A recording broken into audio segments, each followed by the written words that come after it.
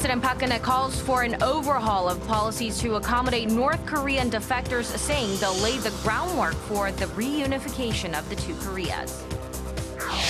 The South Korean government lays out plans for the active use of weapons against illegal Chinese fishing boats as it calls in Beijing's ambassador in Seoul. And Samsung Electronics kills its fire-prone Galaxy Note 7 by permanently shutting down production. These and more coming right up.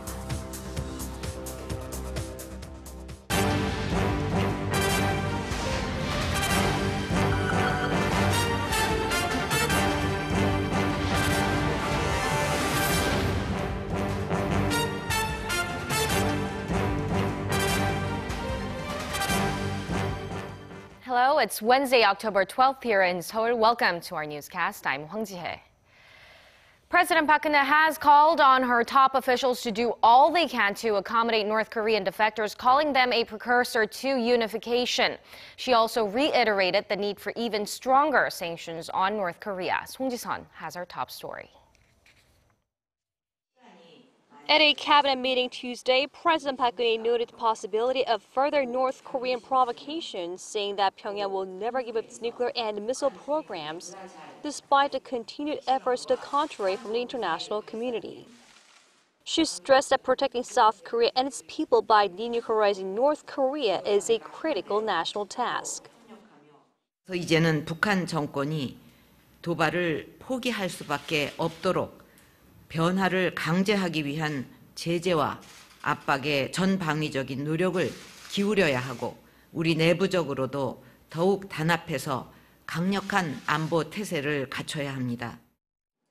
President Park also called for swift adoption of stronger international sanctions to close loopholes in previous UN resolutions and called for strong independent sanctions to pressure the North. 핵 개발을 멈추지 않으면 보다 강력한 제재가 가해지는 것은 물론 국제사회 대 북한의 구도가 더욱 확고해져서 최소한의 외교적 관계도 어려워질 것이라는 점을 분명히 인식시켜야 합니다. President Park also noted that influx of defectors could be a precursor to unification and that the successful settlement of the defectors could give hope to people in the north suffering from tyranny. 관계부처들은 긴밀하게 협업해서 탈북민 정착을 위한 제도를 재점검하고 자유와 인권을 찾아 올 북한 주민들을 충분히 수용할 수 있는 체계와 역량을 조속히 갖춰 나가기를 바랍니다. Saying that time is running out, President Park also called on lawmakers to prioritize the nation's security and join forces to change North Korea for the country's future. Song Ji-sun, Arirang News.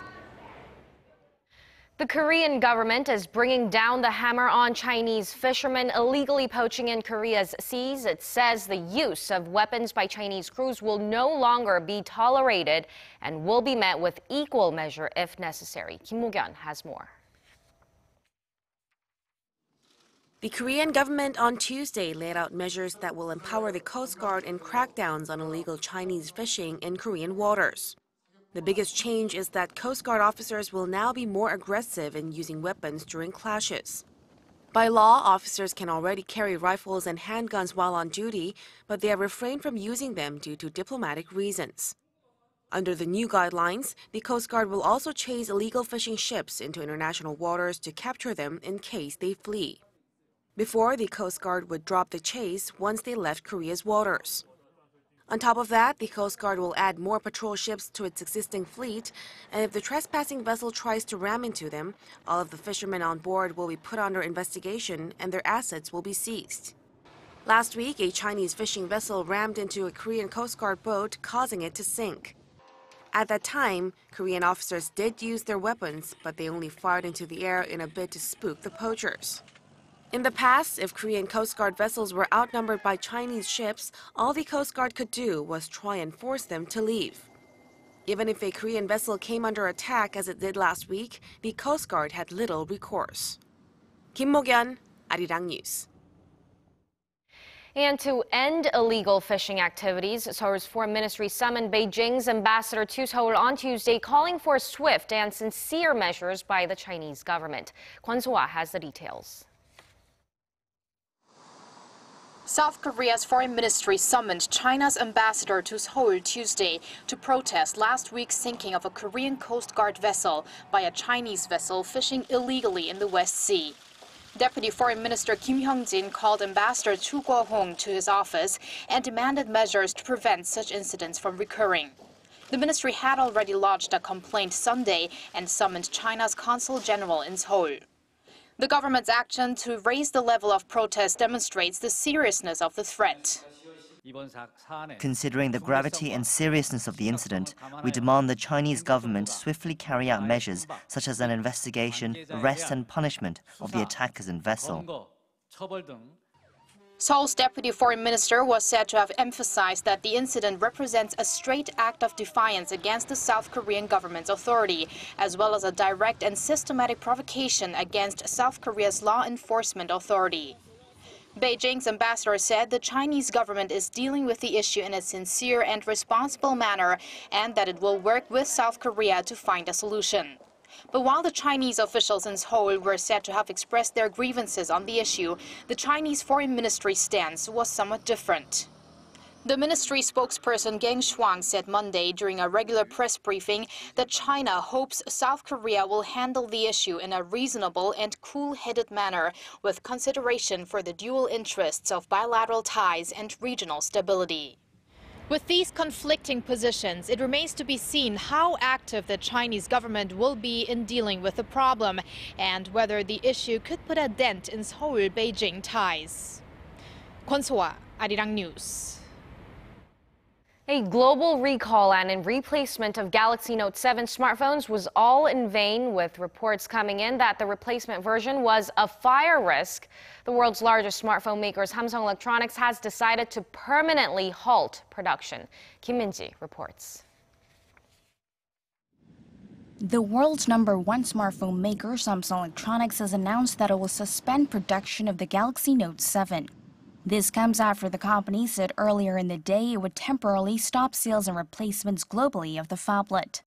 Samsung said as consumer safety is its top priority, all global partners will be asked to halt sales and exchanges as an investigation takes place into whether or not the replacement phones are actually safe to use, following at least 8 cases of the new Note 7s catching fire. The recent fire incidents took place mainly in the U.S., while one such case has been reported in Korea, China, and Taiwan each. Samsung said it has been looking into the recently reported cases with the relevant regulatory bodies in those markets. The latest move comes just over a month after Samsung announced a global recall of 2.5 million Note 7s within days of its release, following several reports of the device catching fire while charging, and offered replacements or a full refund. Samsung has advised consumers with the original Note 7 or a replacement to stop using the device altogether, adding that refunds or exchanges for a different model will be available until the end of the year. All this happened within 2 months since the Galaxy Note 7 was released back on August 19th. The global recall itself is expected to cost Samsung up to $2 billion, but damages could be even greater given the impact it may have on the company's brand image overall. Now it's the second time, so this time it might affect the brand loyalty. And already we think this affected the other Samsung products as well. Even small problem in other Samsung Galaxy phones, people kind of link that to the Note 7. So this time I think it will affect the consumers' perception of the Samsung brand overall as well. In our monthly sales checks, we already are seeing other Samsung products being impacted by the Note. The production suspension is a de facto indication of a premature termination of the flagship phablet and is expected to take a toll on the company's fourth quarter earnings. Samsung shares also tumbled on the local market, closing down over 8% on Tuesday. Kim Min-ji, Arirang News. And the world's 2 biggest smartphone makers, Samsung Electronics and Apple, are squaring off at the U.S. Supreme Court over their long-running design patent dispute. In 2012, a jury found that some Samsung smartphones infringed 3 patents on aspects of the iPhone's design, including its face and rounded bezel design and its icon arrangement. Samsung is challenging the $399 million it paid to Apple last year, which is the entire profit of the sales of its Galaxy S model. model. It says the amount should be much smaller. The Korean tech giant's lawyers compared the situation to forfeiting all profits from a car because the cup holder infringes on a patent. Apple says the infringed patents were closer to the design of an entire car, and that Samsung failed to show the patents were relevant to just parts of its devices. The Supreme Court is expected to issue a final ruling by the end of June. With the final countdown on until the U.S. presidential election, Republican candidate Donald Trump has targeted House Speaker Paul Ryan, calling him a very weak and ineffective leader. In one of his tweets, Trump nodded to his slip in the poll, saying it's hard to do well when Ryan and others who turned their back on him offer him zero support. Trump said that since the shackles are off, he can now fight for America the way he wants to.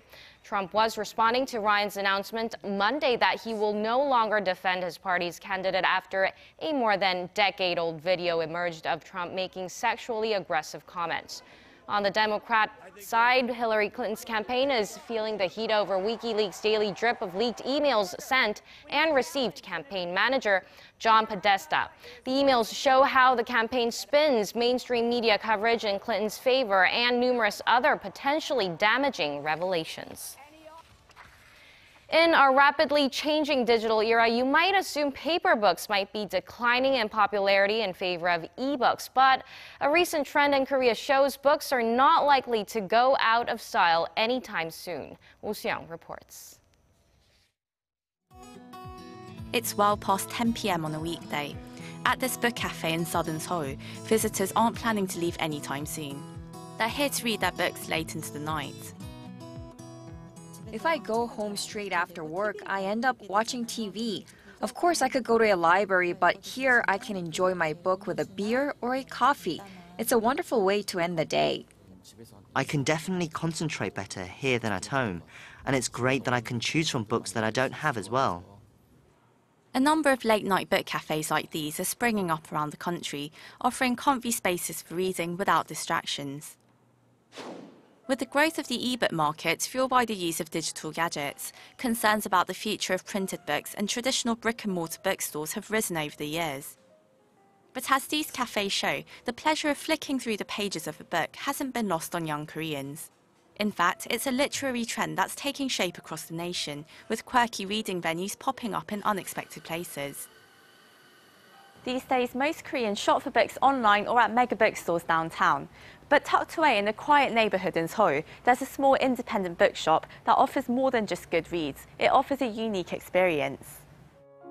Each book is handpicked by the owner, who aims to introduce visitors to the works of lesser-known authors, not just the bestsellers. Lit with warm, vivid colours, the artfully decorated room creates the perfect setting for readings, book clubs and other kinds of intimate gatherings.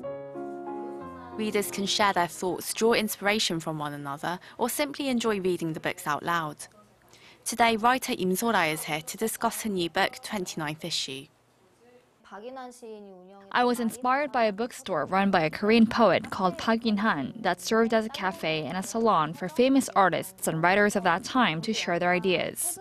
In that sense, I wanted to introduce and sell new books, but also provide a venue where diverse people can interact with one another. Korean readers are discovering that reading a book is about more than sitting down and taking in the words. Choosing what to read can be a journey, and turning the pages a sensory experience. Oh Soo-young, Arirang News.